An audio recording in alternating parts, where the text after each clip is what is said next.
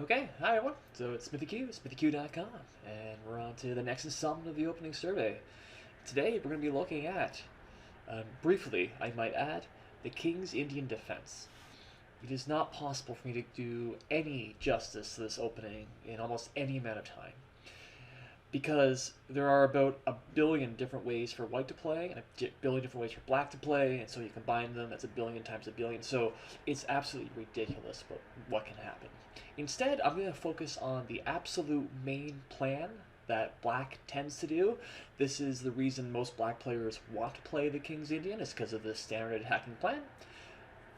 Show an example of what could happen, and then we will look at ways in which white stops that. Because most white players, they don't actually like getting attacked. They have no interest, and there's a whole host of systems, some old, some quite new, designed to frustrate or change or do something different compared to this regular attack. So we'll jump in. And we can see, right, even here, I'll just go over the first few moves, right, d4, knight f6, is that this is two very different approaches that each side are taking. White has 3 pawns in the center and controls 4 ranks. Black, he only controls 3 ranks. He's developing, and he's going to be trying to hit at white's center and prove that it is a weakness later on. Or at least that's the general idea of the hypermodern strategy. More often, well, perhaps more often, specifically, black is hoping to get this. I'll just move the knight as well. This type of pawn structure. And what this is going to do, and it becomes really obvious if we look and just, we'll add a couple more moves, why not? Let's just do this. Something like this. And I have no idea if this is actually theory or not, but it's going to show the idea. We can see that there are these pawns here, and they're all pointing in this general direction. They're aiming at the king side, and we can see that white, maybe I'll color them red, he has pawns aiming this way, and he's aiming at the queen side. And so what's happening is that white is going to be trying to press his advantage over here on this side, right? He's going to play c5, or he's going to do something, open up some lines, win some pawns, win a whole bunch of material, get a really good position, and then win. That's the idea. On the other side, black, he's thinking about, maybe I'll just get rid of some of these, about pushing pawns like this, say moving the knight, getting the queen over here, maybe the rook slides up. And there's all this action that's tending to happen near the white king. And this is the main imbalance in the position. If white destroys the queen side, maybe he'll win a pawn in exchange, that's great. If black destroys the king side, he wins, period. It's going to be checkmate. So this is the dynamicism that black wants. This is, in general, people play the King's Indian is getting positions like this, where they're attacking and very easy to get a checkmate. Really important idea that I want to add here is very often white, in an effort to secure his center, is going to move his knight, say to here. Let's say the pawns keep coming, then he's going to play this f3 idea. And so, again, we can see how all the pawns are pointing this way. f3 is securing e4, so let me just get rid of that. So nothing bad can happen there. It's also reinforcing this square, at least a little bit. And often what happens, let me just put a random move on, let's do this, is we get to this type of pawn structure. Perhaps more often it would be something like this. Again, just ignore the moves and just look at the ideas here. White has all these pawns on light squares, and things appear pretty blocked. However, black at any point can sacrifice his bishop. Maybe I'll color that red. Color it red. Aha! Right there, and that's going to completely open things up. Imagine the queen comes in, takes the pawn, h2, that's going to be checkmate. And so this here is, in a perfect world, exactly what black wants. He's getting his pawns all the way down here. Notice how hard it is for white to bring his pieces in to defend. Right? Like, all the pawns are like working this knight. No, his pieces are in the way, pawns are in the way, that doesn't work. And it's actually really hard to get the pieces anywhere near. So the pawns are completely cutting white off, and it's actually funneling all of black, right, into this general direction. if you can sort of make out what those arrows are. And so this pawn chain, it is the main advantage in the black attack is it's preventing white from defending easily at the very least, and the pawns themselves, right? They're controlling some very important, not that square, some very, oh my gosh, some very important squares. And again, all it takes in general is this one sacrifice, and the game is just, the game can turn for black very, very quickly. And so this means, as white, you need to constantly be aware of getting that bishop. Be very careful. You always need to calculate if this sacrifice is working or not. It also means, conversely, if that we can trade off that bishop, even if you're sacrificing your rook, you know, you somehow trade the rook for the bishop, that could completely stop black's attack. Because if black cannot sacrifice something on one of these pawns, then it's simply blocked and his pieces can't come in anymore. So there's this, that's this main general idea. Now again, I'm being very, very general because it's kind of fruitless going into the actual theory moves in a video of this nature. It's more the ideas. If you're playing the classic King's Indian, the standard main line, it's going to be sort of like this. You're going to get these pawn chains in the center, black is going to throw his pawns there, and then very likely think about sacrificing on h3. And white, he's trying to win the queen side. That is the general plan, the general idea. Now I need to back up. So this is the main line, the main idea, certainly the most played for black, but there's so many ideas actually beyond just this. For instance, there's playing e5 and then actually capturing here, in which now the plan, instead of doing a direct attack on the king side, is trying to use this bishop, maybe in conjunction with some knights, maybe get the other bishop over here or the rook, and we're getting more piece play against white's center as opposed to directly against his king. Completely different way of playing. Another possibility is to go with c5. Actually, if we take, this is actually more or less a Maricosi bind from the Sicilian. If we don't take, sorry, I guess it's got to back up here, we push forward. Very, very different because we don't have the pawn chains facing the king anymore. So the standard f5 and g5 pawn assaults, it's not going to be the same attack. But in exchange, this bishop is much better than it was before, when it was just kind of sitting there doing nothing. It's got a perfect diagonal coming up. And then black can think about doing a6, b5, e6, and things are more or less a Benoni at this point. And I'll have another video on the Benoni coming up shortly, where we'll discuss these ideas in more detail, but that's a possibility. And then black, he even has some funny ideas of playing things like a6 and c6, and then eventually playing b5, bishop b7, and it's completely different.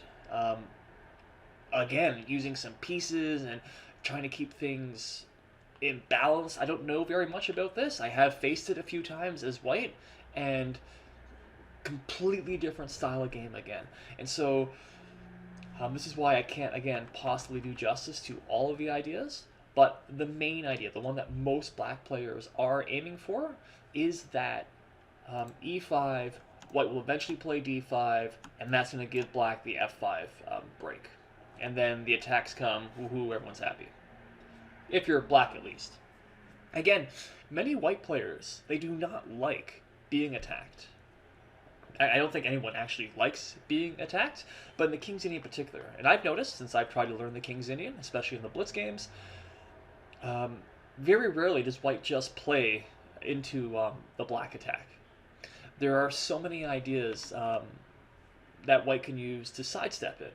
One of them is this really interesting idea of playing with h3, and then imagine something like this, and then playing with this g5.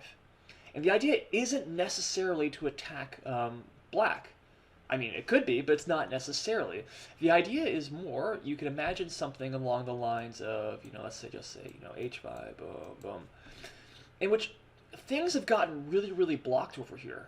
It's hard to, and white isn't going to castle on this side because the pawns have advanced so far. Instead, what white's going to do is often play something like bishop b, and then castle over on this side. Black doesn't have the attack over here, the center is still blocked, so there's nothing really happening. And white, he again has more space. He's able to open lines and still win on the queen side. And so what this is trying to do is, by blocking the king side, it's preventing black's main idea. And then the king can either stay in the center, where it stays blocked, or it castles queen side. We open lines on the queen side, win pawns, and get into an endgame this way. Ideas like this have become extremely interesting for white, and they've had some big practical sting, actually.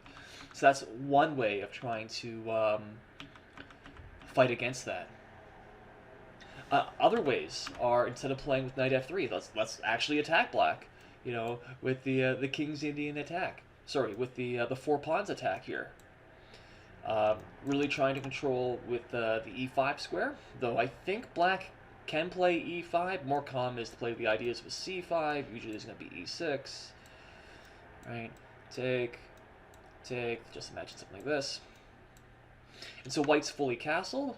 Again, because of the pawn structure, black cannot get the e5, f5, f4 pawn, right? It doesn't work. And it's white who's trying to play in with pushing with e5 and then combining everything on the f-file, seeing what happens there, attacking. Whereas black is trying to restrict the e5 square, make sure he controls it, you know, something like this, this, everything is controlled, right? And then perhaps he can expand over here more, something like that. Possibility. Another one, the ideas of playing f3, which have become extremely, they've always been popular, but I think they've been even more popular lately. I think this is the line that I face the most in my blitz games, in which, again, we've seen f3 earlier, where it's reinforcing e4, and then white, he just wants to, again, play bishop b3, queen d2, often throw the pawns, and it's very similar, in fact, to some of the lines of the Sicilian and the Yugoslav attack. It's the white attack is very, very similar. The thing is, if he does castle queenside, it's a little bit loose because he's played c4, but at the same time, unlike the Sicilian, there is no open files yet. And so it seems as if white can get away with this in some respects. And again, what white is doing is white is actively attacking black's king. And so it's not just, you know, queenside pressure, trying to win a pawn and win the endgame. No, this is attack, going for checkmate. And then one idea, this is actually, when I've played d4, this is always the idea that I've used, is playing with this knight e2, and then knight g3. Now I know it looks like white's just wasted a tempo, right? Just moving the knight twice. But the idea is, from here, the knight is looking at these two squares, and that means h4, h5, or f4, f5, they come with a lot more sting, a lot more pressure. And those pawns can move very, very quickly. Also, because the knight is here, it's hitting f5. That's making black's own f5, the move that he would want to play eventually, harder to achieve. It's, you know, there's just, imagine, you know, there's a bishop here as well. Whoops. Just ran. So it's discouraging f5 from black while trying to make it really strong with white. Or again, h4, h5. And this is not, or at least it wasn't when I was using it, this is about 10 years ago, a very well-known line. So most black players, they're just playing like it was a normal King's Indian, then all of a sudden they find the H-files opened up and it's white who's attacking black. Very interesting. But then I'd be remiss not to mention the fianchetto variation, where we play with g3 either now or earlier with the idea of bishop g2, we're just castling. And the main advantage of this is that the bishop is adding an extra defender near the king. It's harder for black to get that that particular pawn structure with f5, f4. Again, these squares are better protected as well. The g2 bishop is an excellent defender, and also the bishop on this square, it can be aiming towards the king side. And so this position tends to be not as aggressive and more positional in nature, which is exactly what white wants. So if white isn't... Oh, the people who play the fianchetto variation at least. And so if white doesn't want to be attacked and doesn't necessarily want to play some of these wild positions with all these pawn moves, then this is the standard approach there. So again, this is just scratching the surface, and I could go into so much more depth about all this, but I don't think that's really necessary. When you're looking at the King's Indian, it's the main plan from black, again, is that e5, hoping for eventually d5, and then getting some f5, f4, g5, g4, and it's throwing the pawns at white, then we're going to sacrifice to open lines, and then checkmate. That's the big plan, the main goal. And there are many different ways to stop that. And so it's all these different side variations. They're not even side variations. They're all actually main lines, which makes trying to learn the King's Indian an incredibly difficult task. It is not something I recommend to... I mean, I've had a heck of a time trying to learn this opening. It did not come naturally to me. It still isn't coming naturally to me, despite, you know, all the effort I've tried to put in there. Like, some ideas are there, but there are so many ideas. It's so rich. And what's really good in some positions, again, you know, e5, f5, f4, is bad, just plain bad in other positions. And it takes a lot to figure out what all that is. This is a long-winded way of me saying this is probably not the most beginner opening. In fact, it's probably the least beginner opening there is, but because it's hypermodern, it's less space, it's counterattacking, it's complex, it involves sacrifices almost by nature, incredibly imbalanced. Many people, they start by asking, okay, I want an aggressive or a tactical weapon against, you know, 1d4. Like, we know that the Sicilian is perhaps the most aggressive, the most demanding reply against e4. The King's Indian is probably the most demanding line against 1d4, but it's a different type of aggression than, again, the Sicilian, like the Sicilian dragons. It's just different. It's its own thing. And trying to say it's aggressive in the same way, like, this is a fundamentally different type of position than, say, the King's Gambit or the Scotch Gambit, like all the other normal, what we normally think of as aggressive. And so, because when I was, you know, 10, 15 years ago, when I was trying to find a good opening against d4, people would say, oh yeah, the King's Indian, it's aggressive, play that. But it's so much more than just aggressive. Again, it's so complex. And so be very careful before you jump in. Don't just assume, oh, I'm an aggressive player, this is an aggressive opening, so I'll play it. There's so much more to that. That said, it's fascinating, it's amazing. There are some people, they seem to naturally play these positions well. I'm not quite that person, but this is at least that general overview of the plans, which might help you if you want to play the King's Indian, or maybe give you some ideas if you want to counter the King's Indian. That's it. I think we'll stop there. I might do a follow-up later on, because again, I'm really interested in this opening, but I think that's it for now. So let me know if you have further comments, questions, but I think that about does it. So again, SmithyQ, SmithyQ.com. Thanks for watching, everyone. Thanks for listening. Bye for now.